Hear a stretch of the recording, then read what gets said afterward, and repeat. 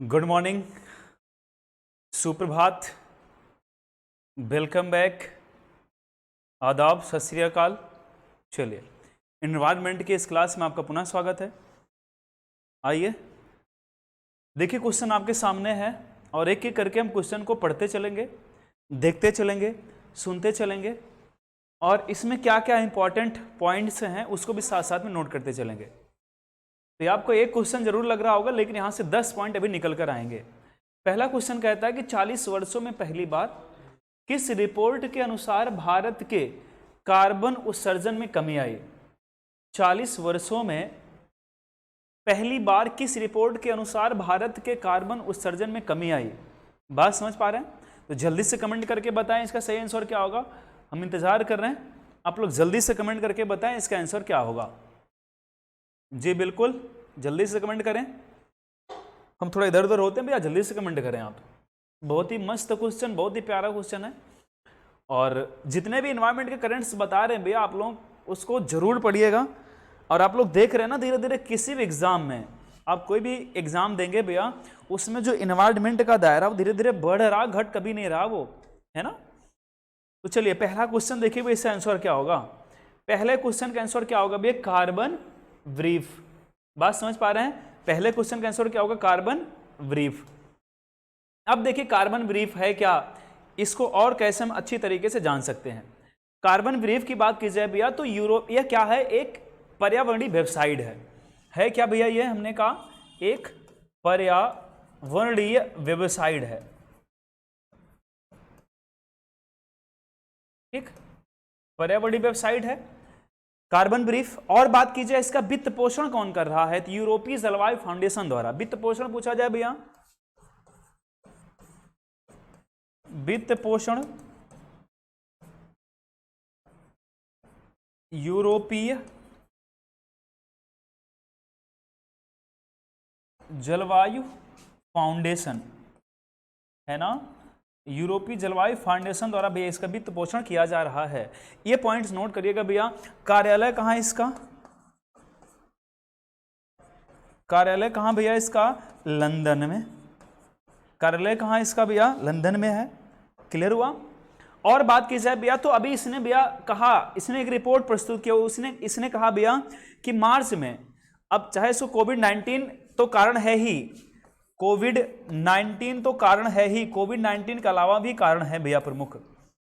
तो इसने भैया कार्बन ब्रीफ के द्वारा बताया गया कि 40 वर्षों में पहली बार भारत में कार्बन उत्सर्जन में कमी आई। कार्बन उत्सर्जन में प्रमुख देश हैं कौन कौन से? पहले स्थान पर भैया अमेरिका है, दूसरे स्थान पर चीन है, तीसरे स्थान पर भैया यूरोपीय संघ है ना, एयू, और चौथे स्थान पर कौन सा भैया? भारत है कार्बन उत्सर्जन में। बात समझ पा रहे हैं? अब इसने कहा कि मार्च, ये भी पॉइंट नोट करिएगा भैया, इसने कहा कि मार्च में कमी कितनी आई? 15% की कमी आई, 15% की कमी आई। और अप्रैल मई में, कब भैया? अप्रैल मई में, अप्रैल मई में 31% की कमी दर्ज की गई, ठीक, 31% की कमी। बात क्लियर हुई यहां तक? तो हमने आपसे कहा कि यह एक पर्यावरणीय वेबसाइट है कार्बन ब्रीफ, वित्त पोषण यूरोपीय जलवायु फाउंडेशन के द्वारा किया जा रहा भैया। इसका कार्यालय कहाँ है इसका? लंदन में। इसी ने एक रिपोर्ट प्रस्तुत की और बताया कि 40 वर्षों में पहली बार ऐसा हुआ कि भारत के कार्बन उत्सर्जन में कमी आई। कितनी आई? मार्च में 15% कमी दर्ज की गई थी, अप्रैल मई में भी 31% कमी दर्ज की गई, है ना। कार्बन उत्सर्जन में पहले स्थान पर कौन सा? अमेरिका, फिर कौन सा? चीन, फिर यूरोप, फिर कौन सा भी? भारत है। इतना पॉइंट समझ में आ गया? जल्दी से नोट करिएगा, फिर आगे बताते हैं। इसमें एक दो पॉइंट और है भैया, उसको बताते हैं, जल्दी से नोट करिए इसको। बात क्लियर हो रही ना सबको? जल्दी से नोट करिएगा, स्क्रीनशॉट ले लीजिएगा आप लोग। आगे देखिएगा भैया, इसी संस्था ने बताया, कार्बन ब्रीफिंग के द्वारा ही बताया गया कि कोयले की बिक्री में, आपको अच्छे से पता है कि कार्बन उत्सर्जन में मुख्य योगदान कोयले का ही होता है, क्योंकि भारत ज्यादातर विद्युत उत्पादन केंद्र जो स्थापित है भारत के, वो कोयले पर ही डिपेंड हैं, कोयले पर ही आश्रित हैं, है ना। तो इस बार भैया कोयले की बिक्री में कमी दर्ज की गई, कोयले की बिक्री में 2% की कमी। कितनी कमी दर्ज की गई भैया? 2% की कमी दर्ज की गई। बात समझ पा रहे हैं? और जो भैया तेल है, जो पेट्रोलियम है, उसमें भी 18% की कमी आई। जो भैया ऑयल है ना भैया, तेल है, तेल की खपत में भी कितनी कमी? 18% की। तो तेल की खपत में भी कितनी कमी आई? कमी कितनी आई भैया? 18% की कमी दर्ज की गई। बात समझ रहे हैं ना? तो दोनों पॉइंट इसको भी नोट करिएगा भैया। तो 2% कमी किसमें आई थी? 18% कमी किसमें आई थी? ये भी क्वेश्चन हमसे पूछ सकता है। तो जितने भी पॉइंट्स बता रहे हैं भैया वो सब आपको नोट करने हैं, अच्छे से पढ़ने हैं। ये रहा आज का पहला क्वेश्चन। बात समझ पा रहे हैं ना? ये रहा आज का पहला क्वेश्चन। दूसरे क्वेश्चन की तरफ बढ़ा जाए। क्वेश्चन की स्क्रीनशॉट भी आप लोग लेते रहिएगा और साथ साथ में पढ़ते रहिएगा। दूसरा क्वेश्चन देखिए, कहता भैया कि प्लास्टिक के थैलियों पर प्रतिबंध लगाने वाला देश का पहला राज्य कौन सा है? जल्दी से कमेंट करके बताएंगे, क्योंकि हम भी कमेंट सेक्शन में आपके साथ मौजूद होंगे। तो जल्दी से कमेंट करके बताएंगे भैया कि प्लास्टिक की थैलियों पर प्रतिबंध लगाने वाला देश का पहला राज्य कौन सा है? क्या वो राजस्थान है? क्या वो मेघालय है? क्या वो हिमाचल प्रदेश है? क्या वो हिमाचल प्रदेश है? क्या वो पश्चिम बंगाल? जल्दी से कमेंट करके बताएंगे भैया सही आंसर इसका क्या होगा। जल्दी कमेंट करिएगा, जल्दी कमेंट करिएगा भैया, फिर हम बताते हैं सही क्या होगा इसका, है ना? चलिए जल्दी कमेंट करिएगा। है बहुत ही प्यारा, बहुत ही मस्त क्वेश्चन है। चलिए कुछ लोग बता भी रहे होंगे। देखिए है क्या भाई? हिमाचल प्रदेश। हिमाचल प्रदेश भारत का पहला राज्य है जिसने प्लास्टिक की थैलियों पर, मतलब यह प्रदेश में प्लास्टिक की थैलियों पर प्रतिबंध लगाने, है ना? देखिए दिया गया प्रतिबंध लगाने वाला पहला राज्य कौन सा भैया? हिमाचल प्रदेश है। अब है क्या भैया? हिमाचल प्रदेश ने प्लास्टिक की बनी जितनी भी कटलरी थी, प्लास्टिक की जितनी भी क्या थी भैया? कटलरी। अब कटलरी क्या होता है भैया? प्लास्टिक की कटलरी। अब कटलरी देखिए है क्या क्या, इसमें आएगा क्या क्या भैया? जैसे हमने कहा पत्तल, प्लास्टिक का बना हुआ पत्तल। बात समझ पा रहे ना? प्लास्टिक का बना हुआ पत्तल। प्लेट, जो चम्मच, इसको प्लेट भी बोलते हैं ना भैया, प्लास्टिक का प्लेट, चम्मच। और क्या भैया? जो कटोरी होती है प्लास्टिक की, आदि पर जो प्लास्टिक के बने हुए जितने भी उपकरण थे इस तरह के जिनका उपयोग भोजन परोसने में, भोजन करने में होता था, हिमाचल प्रदेश सरकार ने प्रतिबंध लगा दिया। और कब लगाया? अक्टूबर 2019 में लगा दिया था। इसने कहा कि इसकी जगह पर किसका प्रयोग किया जाए? हिमाचल प्रदेश सरकार ने जैसा कहा भैया, बहुत ही प्यारी बात कही इसने, बहुत ही मस्त बात कही। हम लोगों को भी ऐसा कुछ करना चाहिए। बात समझ पा रहे हैं ना?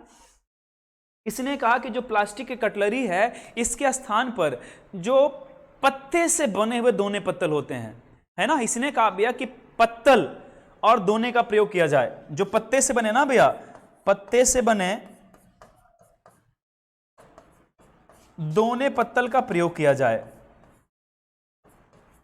दोने पत्तल के प्रयोग, ठीक है, कि छूट दी गई। तो इसमें यही कहा गया भैया कि जो दोना पत्तल मिलता है जो किससे बना हो?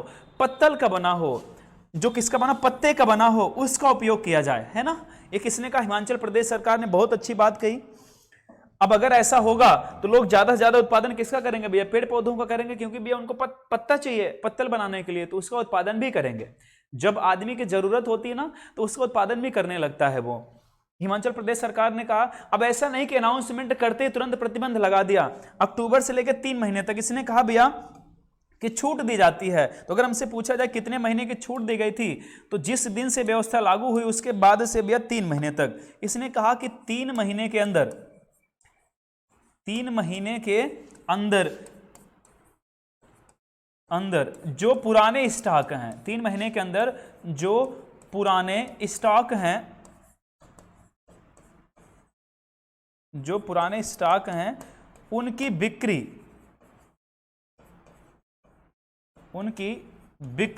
बात समझ पा रहे हैं ना, का आदेश दिया गया। 3 महीने में जो भी पुराना स्टॉक जिसके भी पास है वो 3 महीने के अंदर उसकी बिक्री कर ले, तब प्रतिबंध लगेगा। और पूरी तरह से प्रतिबंध कब लगा इस पर भैया? तो पूर्ण प्रतिबंध पूछा जाए कब लगा? पूर्ण प्रतिबंध कब लगा भैया? 26 जनवरी 2020 से पूरी तरह से प्रतिबंध लगा दिया कि 26 जनवरी 2020 के बाद ना तो इसकी बिक्री आप कर सकते हैं ना तो खरीदारी कर सकते हैं। अगर ऐसा करते पाए गए तो जुर्माना भी लगाने का प्रावधान किया गया। जुर्माना कितना लग सकता है? जुर्माना भैया 500 रुपए से 25,000 तक जुर्माने का भी प्रावधान किया गया। बात समझ पा रहे ना? तो 25,000 रुपए तक जुर्माने का भी प्रावधान किया गया। 500 से लेकर 25,000 तक के जुर्माने का भी प्रावधान किया गया हिमाचल प्रदेश सरकार के द्वारा। और सरकार का नाम पूछे भी तो जयराम सरकार। कौन सरकार है? जयराम सरकार ने ऐसा किया। बात समझ रहे हैं ना? जयराम सरकार ने ऐसा किया। इतने पॉइंट्स यहां से नोट करिएगा भैया, फिर इसमें एक दो पॉइंट और जो आपको बताते हैं। ठीक, अब आपको पता है कि हिमाचल प्रदेश ही वो पहला राज्य है जिसने 1999 में 1999 में भैया रंगदार पॉलीथीन पर प्रतिबंध लगाया था। ऐसी पॉलीथीन जिसपे रंग चढ़ा होता था ना, जैसे आप देखते हो ग्रीन कलर का रंग, रेड कलर का रंग, ब्लैक रंग, तो रंगदार पॉलीथीन पर भी पहली बार प्रतिबंध लगाने का काम किसने किया था? हिमाचल प्रदेश ने। कब किया था? 1999 में। और 2004 में इसी ने 70 mm से कम, 70 माइक्रोन से कम, है ना, 70 माइक्रोन से कम जो पॉलीथीन थी उस पर भी प्रतिबंध पहले बार किसने लगाया था? हिमाचल प्रदेश सरकार ने ही लगाया था। तो ये दो पॉइंट भी यहां से नोट करेंगे भैया हम। तो देखिए पॉइंट कौन कौन सा हमने बताया। हमने कहा हिमाचल प्रदेश सरकार ने कब भैया? 1999 में रंगीन पॉलीथीन पर प्रतिबंध लगाया पहली बार पूरे भारत में। तो अगर हमसे पूछा जाए रंगीन पॉलीथीन पर पहली बार प्रतिबंध किसने लगाया था? हिमाचल प्रदेश सरकार ने। और इसी ने 70 माइक्रोन, है ना, 70 माइक्रोन से कम की पॉलीथीन पर भी प्रतिबंध लगाया। की पॉलीथीन पर प्रतिबंध लगाया, ठीक, पहली बार। लेकिन नीचे नोट करके लिखेंगे भैया, अगर हमसे पूछा जाए पहली बार प्लास्टिक पर प्रतिबंध किसने लगाया था, नीचे नोट करके लिखेंगे भैया पहली बार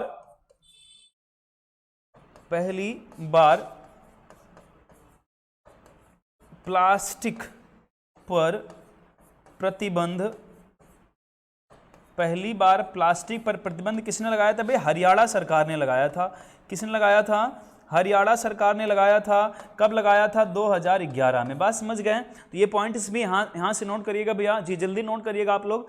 बहुत ही प्यारे प्यारे क्वेश्चन है, बहुत ही अच्छा पॉइंट है भैया, आप लोग जल्दी से इसको नोट करिएगा, फिर हम आगे बढ़ते हैं। कहा जाता है भैया जंग में कागजी अफराद से क्या होता है? जंग में कागजी अफराद से क्या होता है?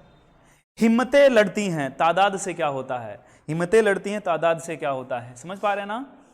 भीड़ कितनी भी हो कोई मतलब नहीं है, आपकी हिम्मत है जो किसी भी मुकाबले से लड़ने में आपकी मदद करती है। अगर आपके पास हिम्मत नहीं है तो कितनी भी भीड़ हो कोई मतलब नहीं उसका। समझ पा रहे हैं ना? रोजगार में बैठने वाले कितने भी लोग हों जरूरी नहीं है, बस आपके अंदर हिम्मत है, एक भी सीट है तो आप उसको ले लेंगे। बात समझ गए ना? तो इसको सार्थक करना जीवन में। वो लड़ेंगे क्या? कहा जाता है भैया कि वो लड़ेंगे क्या कि जो खुदा पर फिदा हैं।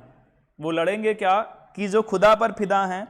हम लड़ेंगे, हम खुदाओं से लड़े हैं। हम लड़ेंगे, हम खुदाओं से लड़े हैं। बात समझ रहे हैं ना?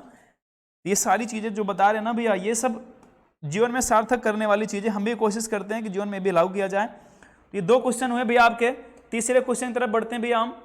तीसरा क्वेश्चन क्या कहता है ये भी देखिए, बहुत ही प्यारा क्वेश्चन कहता है भैया कि वह राज्य कौन सा है जहां की दीपोर बील, ये बहुत ही प्यारा बहुत ही मस्त देखिएगा भैया, दीपोर बील याद रखिएगा। दीपोर बील एक झील है, दीपोर बील को इको सेंसिटिव जोन घोषित किया गया।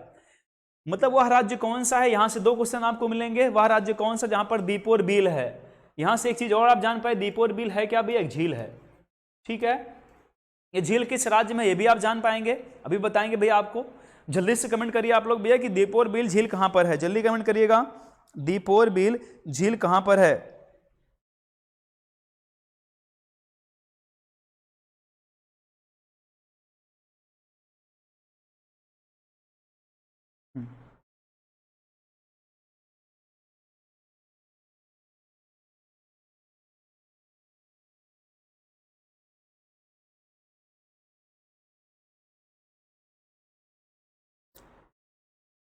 चलिए जल्दी नोट करिए कि भाई फिर आगे बढ़ते हैं। और आखिरी क्लास तक बने रहिएगा, कुछ ना कुछ आपको मिलता ही रहेगा बीच बीच में। बात समझ रहे हैं ना? चलिए देखिए भैया सही आंसर इसका क्या होगा। दीपोर बिल झील की बात की जाए भैया तो दीपोर बिल झील है कहां पर? असम में। कहां पर भैया? असम में है दीपोर बिल झील। कहां पर? असम में। ये असम की क्या भैया? हमने कहा असम की एक झील है दीपोर बिल, और यह एक रामसर साइट भी है। क्या भैया? ये रामसर साइट भी है क्या भैया? ये नम भूमि है, नम भूमि भाई, जहां पर भी नम भूमि या आर्द्र भूमि, नम भूमि या आर्द्र भूमि को ही क्या बोलते हैं भैया? रामसर साइट के नाम से भी जाना जाता है। ठीक है, तो जहां पर भी नम भूमि या आर्द्र भूमि पूछा जाए वो क्या हो जाती है? रामसर साइट हो जाती है। यह पूछा जाए भैया कहां पर है, तो असम का एक जिला है, असम के कामरूप जिले में। कहां पर है ये? असम के कामरूप जिले में एक मीठे पानी की झील है। कैसी झील है भैया? ये मीठे पानी की झील है। बात समझ में आ रही? मीठे पानी की झील है, जिसे दीपोर बिल के नाम से भी जाना जाता है। विशेषता क्या है इसकी, जरा कमेंट करके बताइए भैया, समझ में आई इतनी बातें? विशेषता क्या है इसकी? हमने कहा देखिए दीपोर बिल को इको सेंसिटिव जोन घोषित कर दिया गया।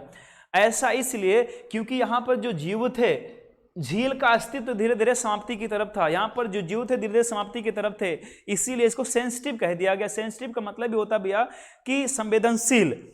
अगर इसको थोड़ा सा भी हमने छेड़छाड़ किया वहां से तो दिक्कत होनी तय है, इसीलिए इसको संवेदनशील क्षेत्र घोषित कर दिया गया। बात समझ पा रहे हैं ना? जल्दी से नोट करिएगा इसको जी, जल्दी से नोट करिएगा, है ना? पूछा जाए भी किसने किया इसको, तो एनजीटी ने। किसने किया भैया? एनजीटी ने। जो नेशनल ग्रीन ट्रिब्यूनल है उसी ने इसको इकोसिस्टम सेंसिटिव जोन घोषित किया। किसने किया? एनजीटी ने, नेशनल ग्रीन ट्रिब्यूनल, राष्ट्रीय हरित प्राधिकरण ने ही। बात समझ गए इतनी भैया? चलिए बात समझ गए। अगले क्वेश्चन तरफ बढ़ा जाए भैया। चलिए अगला क्वेश्चन देखते हैं। अगला क्वेश्चन कौन सा? बहुत ही प्यारा क्वेश्चन अगला भी है।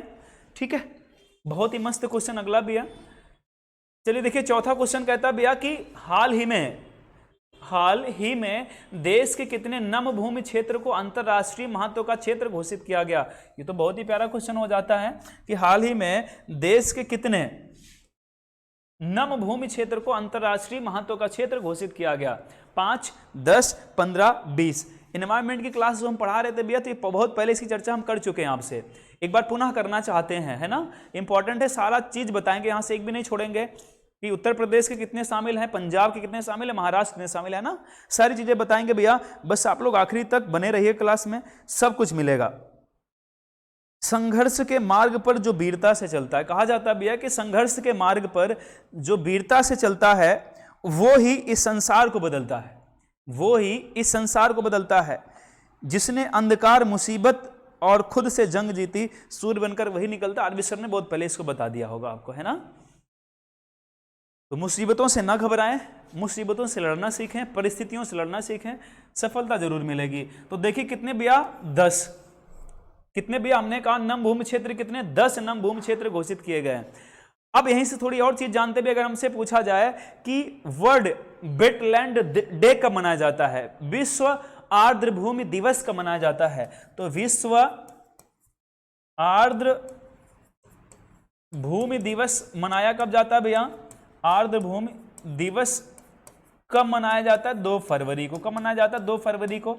हमने कहा कि 10, अभी हाल ही में भारत के 10 क्षेत्रों को क्या शामिल किया गया? अंतरराष्ट्रीय महत्व का क्षेत्र घोषित किया गया। अब 10 में से देखिए कौन कौन से राज्य के हैं, कौन कौन से हैं। तो इसमें से भैया महाराष्ट्र का 1 स्थान, पंजाब का भैया 3, पंजाब के 3 स्थान को, और इंपॉर्टेंट भी यूपी के 6 स्थान को शामिल किया गया। यही 3 राज्यों से मिलाकर 10 स्थान को अंतरराष्ट्रीय महत्व का क्षेत्र घोषित किया गया। आइए उनकी बात जानते, कौन कौन से क्षेत्र हैं जिन्हें अंतरराष्ट्रीय महत्व का क्षेत्र घोषित किया गया। तो महाराष्ट्र से मात्र एक है, नाम क्या उसका भैया? नंदूर मध्य पक्षी अभ्यारण्य। क्या नाम उसका भैया? नंदूर। महाराष्ट्र का नोट करिएगा भैया, हमने कहा एक है, नाम क्या है? नंदूर मध्य पक्षी अभ्यारण्य। क्या भैया? पक्षी अभ्यारण्य है कहां पर? नासिक में। कहां पर है ये? नासिक, महाराष्ट्र में। तो नासिक का 1 शामिल किया गया, महाराष्ट्र का 1 शामिल किया गया, आपके सामने है। बात करते हैं भैया पंजाब की, तो पंजाब के 3 स्थल ऐसे हैं जिनको शामिल किया गया किसमें, अंतरराष्ट्रीय महत्व के क्षेत्र में। कौन कौन से हैं? केशोपुर, समझ पा रहे हैं, केशोपुर ब्यास संरक्षण रिजर्व, तो केशोपुर कहां पर, गुरदासपुर में। तो पहला कौन सा भैया, केशोपुर, ये कहां पर है, गुरदासपुर में है, ये पंजाब का स्थान भैया, इसे शामिल किया गया। दूसरा स्थान नोट करते चलेंगे, साथ साथ में छोड़ना एक भी नहीं भैया, ब्यास संरक्षण रिजर्व भैया, और ब्यास संरक्षण रिजर्व कहां पर है, रूपनगर में। कहां पर है, सॉरी तलवाड़ में है। कहां पर है, ब्यास संरक्षण रिजर्व कहां पर है भैया, तलवाड़ में है। कहां पर है, तलवाड़ में है। बात क्लियर हुई। पंजाब का तीसरा स्थान लिखेंगे भैया, पंजाब का कौन सा है जिसे अंतरराष्ट्रीय महत्व का क्षेत्र घोषित किया गया? नाम है नांगल वन्यजीव अभ्यारण्य। क्या नाम भैया, नांगल वन्य जीव अभ्यारण्य। नांगल वन्य जीव अभ्यारण्य कहां पर भैया, रूपनगर में। कहां पर है ये, रूपनगर में। तो तीनों पॉइंट्स नोट करिएगा भैया, ये पंजाब के हैं। ऊपर वाला पॉइंट महाराष्ट्र का है, नीचे के 3 पॉइंट कहां के भैया, पंजाब के। जल्दी से नोट करिएगा, फिर यूपी के बताते हैं। यूपी के 6 स्थान कौन कौन से हैं जिन्हें अंतरराष्ट्रीय महत्व का क्षेत्र घोषित किया गया है ना। नोट हो गया भैया, चलिए आगे देखिएगा। यूपी के कौन कौन से हैं, यूपी की बात की जाए भैया, देखिए यूपी का कौन कौन सा है। यूपी का पहला कौन सा भैया, नवाबगंज पक्षी अभयारण्य। नवाबगंज पक्षी अभयारण्य। पक्षी अभयारण्य कहां पर भैया, उन्नाव में है ना। बहुत ही प्यारा, बहुत ही मनोरम। इसको वर्तमान में भैया चंद्रशेखर आजाद के नाम से भी जाना जाता है। किस नाम से, चंद्रशेखर आजाद के नाम से जाना जाता है। बात समझ गए। नोट करते चलेंगे भैया, 6 के 6 मोस्ट इंपॉर्टेंट है, यूपी से कोई भी एग्जाम होगा तो। अगला आता है भैया पार्वती अरंगा पक्षी अभयारण्य। कहां पर भैया, क्या नाम उसका, पार्वती अरंगा पक्षी अभयारण्य। पक्षी अभयारण्य कहां पर भैया, गोंडा में। कहां पर है ये, गोंडा में है ना। नोट करिएगा साथ साथ में भैया। तो 2 बताए गए। तीसरे की बात की जाए भैया, तो तीसरा कौन सा है, समस्तपुर पक्षी अभयारण्य। कौन सा है, समस्तपुर पक्षी अभयारण्य है ना। समस्तपुर पक्षी अभयारण्य कहां पर भैया, रायबरेली में। तीसरा भैया समस्तपुर पक्षी अभयारण्य कहां पर भैया, ये रायबरेली। ठीक, अगली बात की जाए भैया, तीसरा कौन सा, चौथा कौन सा भैया, समन पक्षी अभयारण्य। कौन सा भैया, समन पक्षी अभयारण्य। कौन सा, समन पक्षी अभयारण्य। ये वाला भैया अभयारण्य नहीं बल्कि बिहार है। ये है क्या भैया, ये बिहार है। ठीक, ये कौन सा अभयारण्य है, ये क्या भैया अभयारण्य है कहां पर भैया, इटावा में। कहां पर है ये, इटावा में है। ठीक, तो समन पक्षी अभयारण्य कहां पर भैया, इटावा में। समस्तपुर कहां पर है, रायबरेली में। समस्तपुर पक्षी बिहार है और समन पक्षी अभयारण्य है। बात समझ गए ना भैया, ये 4 हो गए। जल्दी से नोट करिएगा भैया, फिर 2 और बताते हैं। 6 है ना टोटल इसमें, जल्दी से नोट करिए, 2 और बताते हैं। बात क्लियर करते चलिएगा, कहीं भी कोई भी डाउट हो तो तुरंत आप कमेंट करते चलिएगा, क्योंकि हम भी आपके साथ रहेंगे, मौजूद रहेंगे, सुनते रहेंगे क्या आप कमेंट कर रहे हैं ना भैया। बात समझ में आ गई इतनी। चलिए अब देखिए पांचवा कौन सा है। पांचवें की बात की जाए भैया, तो पांचवा देखिए कौन सा है, बहुत ही इंपॉर्टेंट, बहुत ही मस्त। सैंडी पक्षी अभयारण्य। कौन सा, सैंडी पक्षी अभयारण्य। कहां पर, हरदोई में।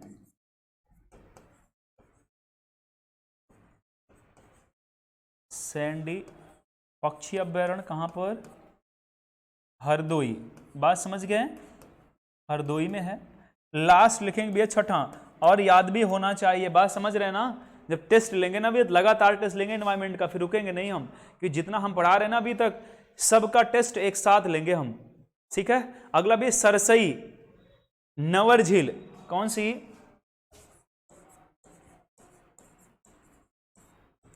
सरसई नवर झील, इसको भी अंतर्राष्ट्रीय महत्व का क्षेत्र घोषित किया गया। ये भी कहां पर भी, इटावा में। इटावा के 2 स्थान को शामिल किया गया। ठीक है, समनपुर और सरसई नवर झील। बात क्लियर हो रही ना यहां तक? ये 4 क्वेश्चन रहे भैया। 5वें क्वेश्चन तरफ बढ़ा जाए, जल्दी से कमेंट करके बताइएगा आप लोग, है ना। 5वें क्वेश्चन तरफ बढ़ा जाए भैया। ठीक है, चलिए 5वां क्वेश्चन देखिए क्या कहता है भैया। 5वां क्वेश्चन भी बहुत बहुत इंपॉर्टेंट है और कहता क्या है, ध्यान से देखिएगा। 5वां क्वेश्चन कहता है भैया कि भारत, उत्तर भारत का पहला बर्ड रिंगिंग स्टेशन कौन सा राज्य बना? जल्दी से कमेंट करके बताएंगे भैया कि पहले तो बर्ड रिंगिंग का मतलब जान लीजिए, फिर कमेंट करिएगा।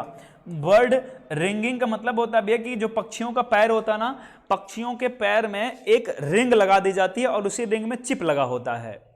बात समझ पा रहे हैं? जो प्रवासी पक्षियां होती हैं तो उनके पैर में एक रिंग लगा दिया जाता है और उस रिंग में क्या लगी होती है, चिप लगी होती है, जो उनके लोकेशंस को बताती रहती है, कहां पर ये जा रही हैं, कहां से आ रही हैं, आने का समय, जाने का समय और उनकी गतिविधि के बारे में जानकारी देता रहता है। तो जल्दी से कमेंट करके बताएंगे भी उत्तर भारत का पहला बर्ड रिंगिंग स्टेशन कौन सा राज्य बना? जल्दी कमेंट करिएगा। अभी हाल ही में बनाया गया भैया, है ना, 2020 में बनाया गया। अभी बैठक हुई थी, 13वां प्रवासी पक्षी सम्मेलन हुआ था गांधीनगर में, वहीं पर बैठक हुई थी। जल्दी से कमेंट करके बताएंगे। चलिए हम बता देते हैं। है क्या भैया? बिहार। नाम क्या उसका? बिहार। ठीक है, बिहार राज्य में अभी हाल ही में उत्तर भारत का पहला बर्ड रिंगिंग स्टेशन बनाया गया।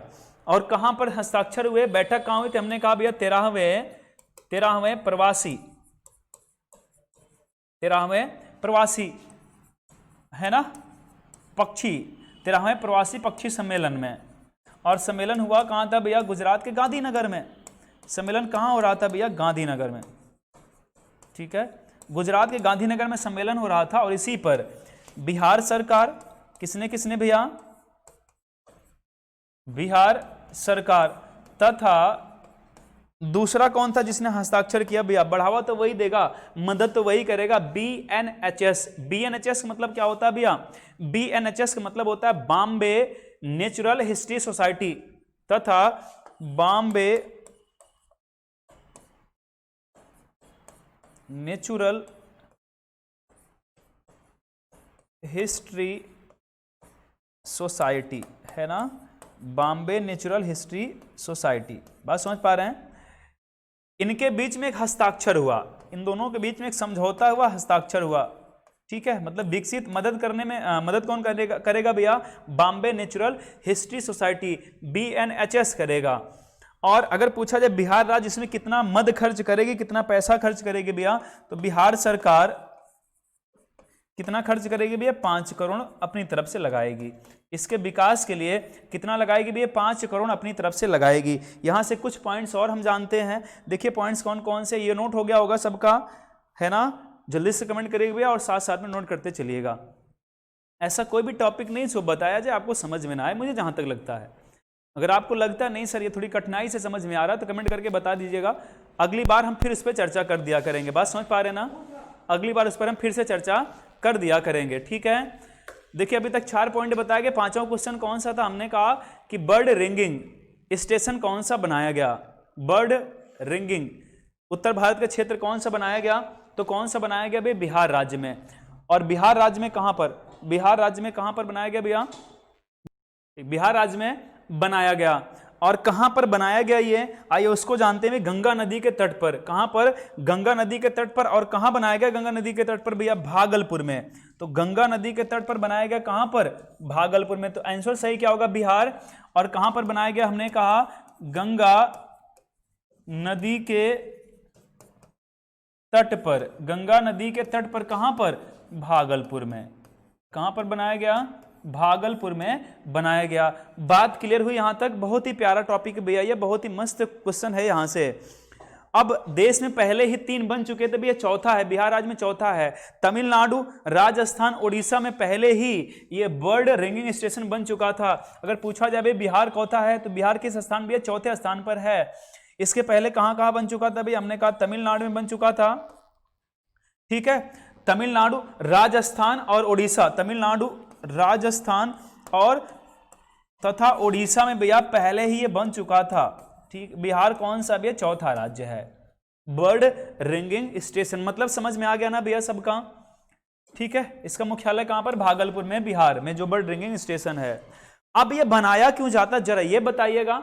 ये बनाया क्यों जाता है भैया कि जो प्रवासी पक्षियां हैं उन्हीं के अवलोकन, निगरानी और अनुसंधान के लिए। बात समझ रहे ना?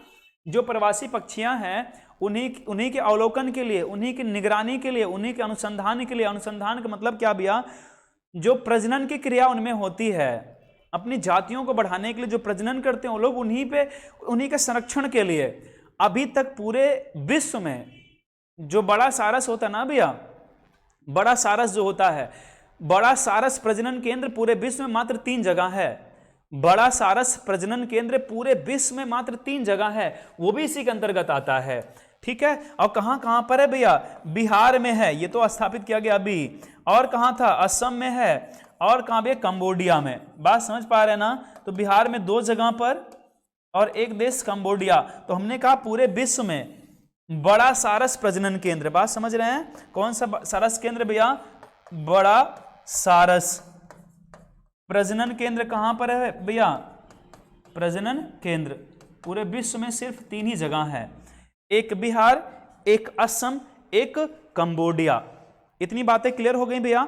अब अगर पूछा जाए केंद्रीय पर्यावरण वन, जो हस्ताक्षर हुआ ना, केंद्रीय पर्यावरण वन और पर्यावरण मंत्रालय के जो सचिव हैं, केंद्रीय पर्यावरण वन मंत्रालय के जो सचिव हैं, नाम क्या भैया? सीके मिश्र की मौजूदगी में किया गया। तो अगर हमसे मंत्रालय पूछा जाए भैया किसकी मौजूदगी में किया गया, तो सीके मिश्र की मौजूदगी में किया गया। ठीक, सीके मिश्र की मौजूदगी में किया गया। तो हमने कहा कि जो पर्यावरण मंत्रालय के सचिव हैं, पर्यावरण, ये लास्ट टॉपिक है भैया, लास्ट पॉइंट भी है, लास्ट पॉइंट है ये। पर्यावरण मंत्रालय के सचिव